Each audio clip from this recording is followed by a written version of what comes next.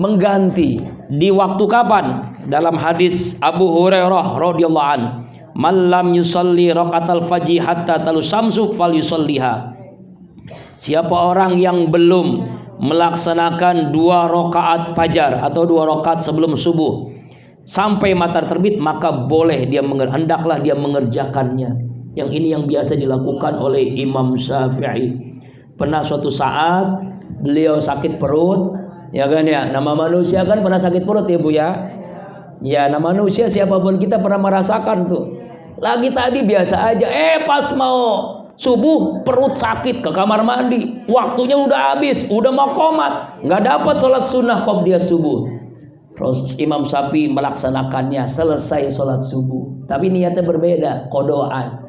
Usolli sunnatan subhi qobliyatan qodoan. Ya, sunnatan lillahi ta'ala. Saya niat sholat qobliyah subuh, ya, mengkodok. Jadi kodok, membayar sholat sunnah yang tadi tidak sempat dilaksanakan. Jadi boleh Bu, jadi boleh mengkodoknya. Nah, ini dalam hadis juga disampaikan oleh Rasulullah dari Abu Hurairah riwayat Imam Baihaqi. Masya Allah. Ya, kalau kita ya tadi seperti ketiduran misalnya, boleh ketiduran. Nah ini ya, di rumah, kalau di rumah ya nggak ini ya, biasa dulu sholat qobliyah subuh dulu, baru sholat subuh. Jangan sampai kita tidak sholat qobliyah subuh. Ini Bu ya, keutamaan sholat qobliyah subuh lebih baik daripada dunia beserta isinya. Kemudian zuhur sekarang. Apa keutamaan sholat sunnah qobliyah zuhur? Ya, 4 rakaat. An Ummi Habibah annaha sami'atin Nabi sallallahu alaihi wasallam yaqul, man hafaza ala arba'i raka'atin qabla zuhri wa arba'in ya ba'daha haramallahu 'alan nar fa wallahi ma taraktuhunna mulj yaumin samituhunna ila yaumi hajah. Dari Ummi Habibah radhiyallahu an bahwa Rasulullah SAW ia mendengar Rasulullah bersabda, barang siapa orang yang menjaga salat 4 rakaat sebelum salat zuhur atau qobliyah zuhur 4 rakaat, setelah itu ia melaksanakan 4 rakaat setelah zuhur, yaitu ba'diyah zuhur, maka Allah haramkan dirinya dari api neraka jahanam. Allahu Akbar.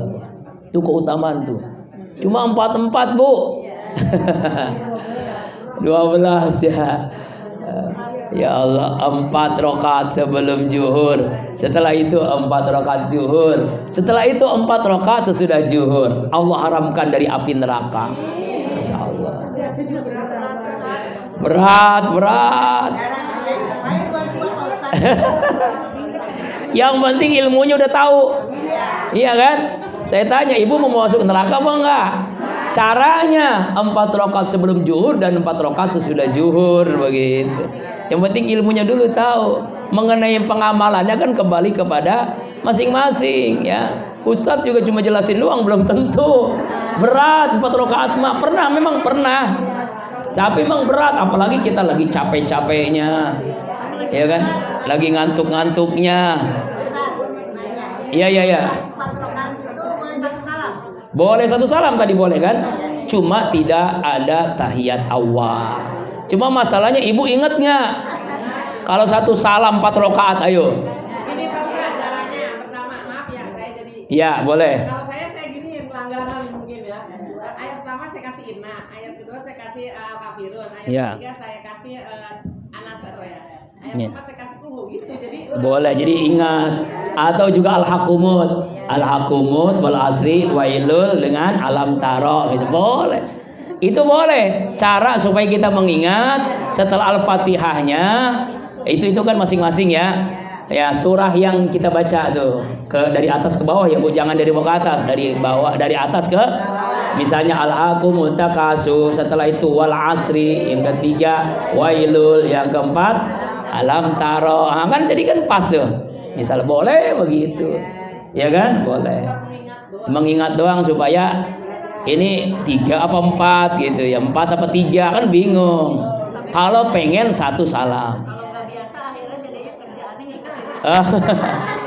Ya nggak apa-apa Bu. Ya Allah ya Rabbana. Ya Bu, insya Allah. Yang penting ilmunya udah tahu. Yang penting ilmunya sudah tahu. Mengenai pelaksanaannya kembali kepada masing-masing, kembali kepada masing-masing individu. Ya. Lalu apa keutamaannya lagi nih? Selain diharamkan dari api neraka, keutamaannya lagi yaitu dalam hadis an Abdullah bin Sa'ib anna Rasulullah sallallahu alaihi wasallam kana yusalli arban ba'da an tazula samsu qabla zuhri wa qala inna sa'atun tabtu abwabas sama pohibbu ayyas'ada li fiha amalun salih. Sesungguhnya Rasulullah SAW biasa sholat sunnah 4 rakaat setelah matahari tergelincir sebelum zuhur, dan beliau bersabda, sesungguhnya inilah saatnya pintu-pintu langit dibuka oleh Allah. Karena itu aku ingin agar yang naik dariku amalan itu adalah amal yang soleh. Jadi ketika zuhur itu amalan diangkat oleh Allah. Jadi ketika kita mampu melaksanakan 4 rakaat sebelum zuhur, 4 rakaat sudah di zuhur, makanya 12 rakaat diangkat oleh Allah. Di seluruh waktu kita digunakan untuk sholat, karena kita diangkat ketika melaksanakan sholat. Gitu, insya Allah. Allah Akbar ya Bu. Ya memang nih, ya berat. Boleh.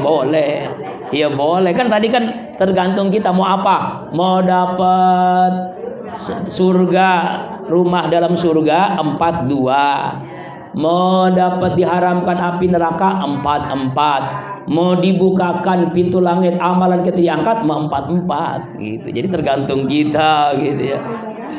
Bahkan manfaatnya lagi Bu.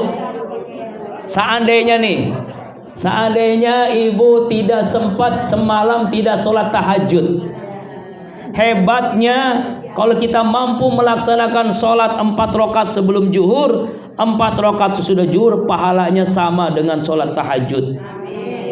Sebagaimana hadis Alil Barra an Zanib anin Nabi sallallahu alaihi wasallam qala man shalla qabla zuhri arba'an kana yatahajjada min lailatihi. Siapa orang yang sholat 4 rakaat sebelum sholat zuhur, maka dia mendapatkan pahala seperti ia mengerjakan sholat tahajud di malam hari. Masya Allah. Ya semalam kita nggak tahajud, kesiangan 4 rakaat sebelum zuhur, pahalanya zaman sholat tahajud. Kemudian apa lagi? Wa ba'dal isya kana misli lailatul qadri. Siapa orang yang mengerjakan 4 rakaat sesudah sholat isya nanti sisa, maka yang mengerjakan sama dengan pahala sholat tahajud di malam Lailatul Qadar. Itu ya. Jadi ini hikmah manfaat, fadilah, keutamaan qobliyah zuhur. Ya, ada lagi pertanyaan? Ini baru zuhur ya. Ya. Bukan sesudah azan. Wajib sesudah azan. Namanya qobliyah. Qobliyah itu semuanya ini kita sholat wajib sesudah azan. Tidak sah kalau sebelum azan. Ya. Kita dengar azan di mana aja, mau di masjid, maksudnya yang penting udah azan zuhur baru kita sholat. Sebab kalau azan dengerin dulu azan. Kecuali azan yang pertama ya Bu ya. Jangan azan, kalau kan azan kan banyak nih karena banyak masjid, banyak musola. Azan pertama aja. Ketika azan pertama selesai, baru kita sholat sunnah qobliyah zuhur. Lagi qobliyah ada azan ya nggak apa-apa itu mah. Karena kita udah azan yang pertama tadi, ya Bu. Itu. Yang penting habis azan. Kalau belum azan nggak boleh. Namanya juga rawatib. Rawatib itu artinya yang teratur, yang mengiringi sholat wajib. Itu mengiringi sholat wajib. Ini saking pentingnya sholat rawatib. Ya 4 rakaat sebelum zuhur dan 4 rakaat boleh nggak 2? Boleh. Yang penting jangan sampai kita tidak melaksanakannya sama sekali ya. Nah kemudian yang berikutnya sekarang ba'diyah maghrib. Asar belum ya. Kalau asar itu Ibu goyer muakkad ya. Kita belum bicara goyer muakkad, masih muakkad, yaitu sholat sunnah ba'diyah maghrib. Artinya yang Rasulullah nggak pernah meninggalkannya. Ya, tinggal 10 menit lagi ya. Yaitu ya fadilah keistimewaannya. Mana ini? Oh ini cuma ma'uhsin.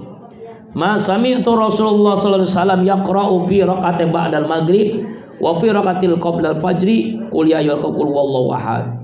Rasulullah tidak dapat saya hitung betapa seringnya beliau mendengar Rasulullah bersabda dalam kedua rakaat salat sunnah sesudah maghrib dan 2 rakaat sebelum fajar beliau membaca surah Al-Kafirun dan qul huwallahu ahad. Jadi caranya kuliah dan Al-Ikhlas, Al-Kafirun dan Al-Ikhlas ya.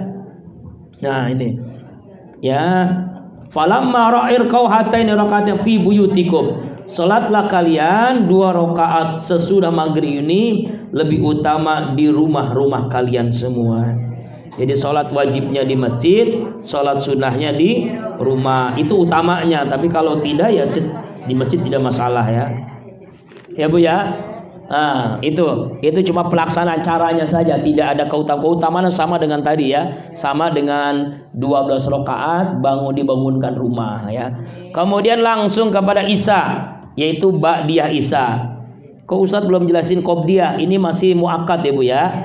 Nah, yaitu Ba'diyah Isya. Rasulullah bersabda, man shallahunna ba'dal isya kana mislihuna milatul qadri. Siapa orang yang melaksanakan 4 rakaat sesudah sholat isya atau ba'da isya, maka mendapatkan pahala sholat tahajud di malam Lailatul Qadar. Masya Allah, di malam Lailatul Qadar 4 rakaat. Kalau 2 boleh, cuma tidak mendapat pahala sholat tahajud Lailatul Qadar. Kalau 4 rakaat dapat pahala sholat tahajud di malam Lailatul Qadar. Udah tahajud Lailatul Qadar lagi. Berarti hebat banget nih. Caranya 4 rakaat. Boleh nggak 2? Boleh. Boleh 2 rakaat sesudah Isya, boleh 2 rakaat, boleh 4 rakaat. Ini kalau pengen dapat pahala apa? Pahala dari tahajudnya, pahala tahajud di malam Lailatul Qadar. Wallahu a'lam bishawab. Selesai baru sholat sunnah rawatib muakkad. Insya Allah bulan depan sholat sunnah rawatib ghair muakkad dengan sholat sunnah yang lainnya. Sebelum kita tutup dengan doa, ada sekitar 5 menit. Kalau ada pertanyaan dipersilahkan sebelum kita tutup. Silakan Ibu. Ini ada yang nanya dulu. Satu ya. Ya. Bismillahirrahmanirrahim. Ya. Ayatnya kan tadi kata Pak Ustaz dari atas ke bawah. Ya, sunnahnya. Ya, tapi dia dari bawah ke atas itu gimana? Boleh saja. Tidak cuma apa namanya tuh, kalau dalam ini berarti ustadznya kurang alim namanya, kurang mengetahui. Ya. Oh nggak apa-apa. Iya. Yang bagus mah turun dari atas ke bawah. Iya, Mbak, maksud saya begini. Rakaat yang pertama misalnya kuliah, yang kedua ya kulhu, bukan kulhu dulu bahasa turun. Kan Al-Qur'an lihat dari Al-Fatihah, Al-Baqarah terus ke bawah. Turun, Bu. Ngelihatnya ke bawah, Pak. Coba surah Al-Kafirun surah ke berapa? Ya, surah Al-Ikhlas. Lah iya kan, berarti turun. Iya. Lah iya. Gimana sih? Al-Hakumut, kemudian Al-Asr, kemudian Al-Humajah, itu namanya turun.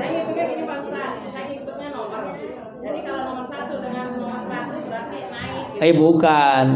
Kalau lihat Al-Qur'an itu dari atas ke bawah. 1 itu yang paling tinggi.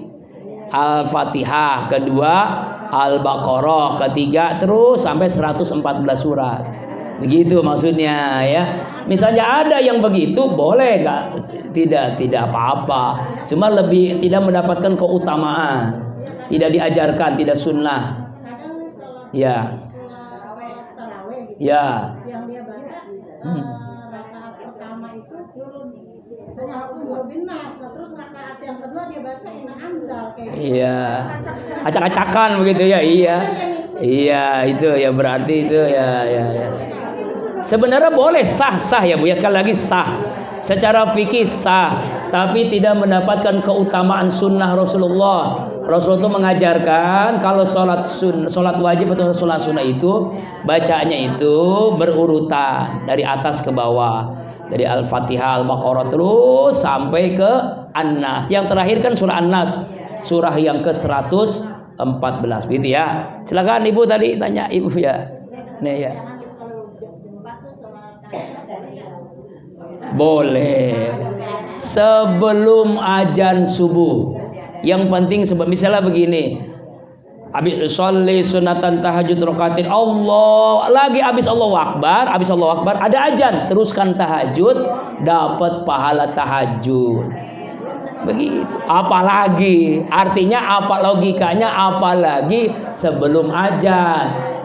Dapat niat saja, dapat takbiratul ihram, azan berkumandang, sah sholat tahajudnya, lanjutkan sholat tahajudnya, itu boleh sah. Yang penting sebelum azan subuh. Begitu. Ada lagi? Ya, siapa lagi dulu? Ya.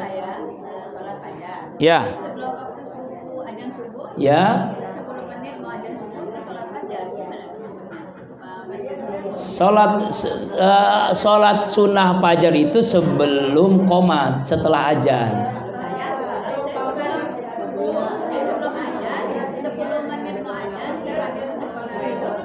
Itu nggak sah. Sholat sunnah fajar itu sama dengan sholat qobliyah subuh, dilakukan setelah azan subuh, bukan sebelum azan subuh. Kalau sebelum azan subuh namanya tahajud atau witir namanya, ya Bu ya. Jadi dilaksanakan setelah azan subuh, sebelum qomat subuh. Nah, namanya sholat sunnah fajar atau qobliyah. Jadi niatnya boleh, mau fajar boleh, mau niat subuh boleh, qobliyah subuh. Ya, ada lagi yang terakhir ya, karena waktu.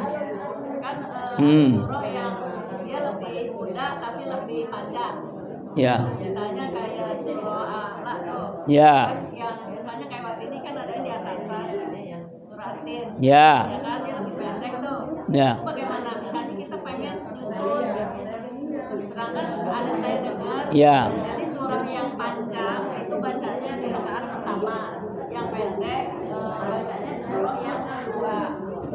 Boleh sah, cuma afdolnya tadi kan ini sama nih, hampir sama ya. Sama, bukan masalah panjang pendeknya, tapi urutan keberapahnya. Bukan urutan begini ya. Jadi lihat Al-Quran Bu, kalau Ibu lihat Quran itu kan surah pertama Al-Fatihah, surah kedua Al-Baqarah terus sampai ke juz amma. Itu urutannya dari Al-Baqarah terus, bukan dari bawah. Al-Baqarah terus ke bawah. Jadi bukan dilihat panjang pendeknya, bukan, tapi dilihat urutannya. Bisa jadi rakaat pertama lebih pendek, rakaat habis dua lebih panjang, bisa jadi.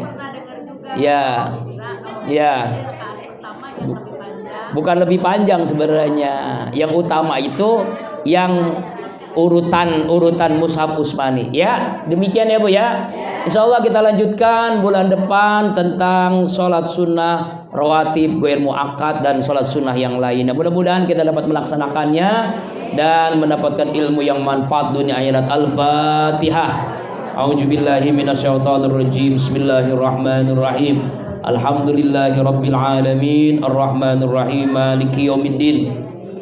Iyyaka na'budu wa iyyaka nasta'in, ihdinas siratal mustaqim, siratal ladzina an'amta 'alaihim ghairil maghdubi 'alaihim waladdallin. Amin. Seperti biasa saya bawa jahe merah Qalbun Salim, sehat sekaligus berinfak untuk pembangunan pesantren Qalbun Salim. Ya, harganya 17.000, boleh lebihkan untuk infak pembangunan pesantren ya.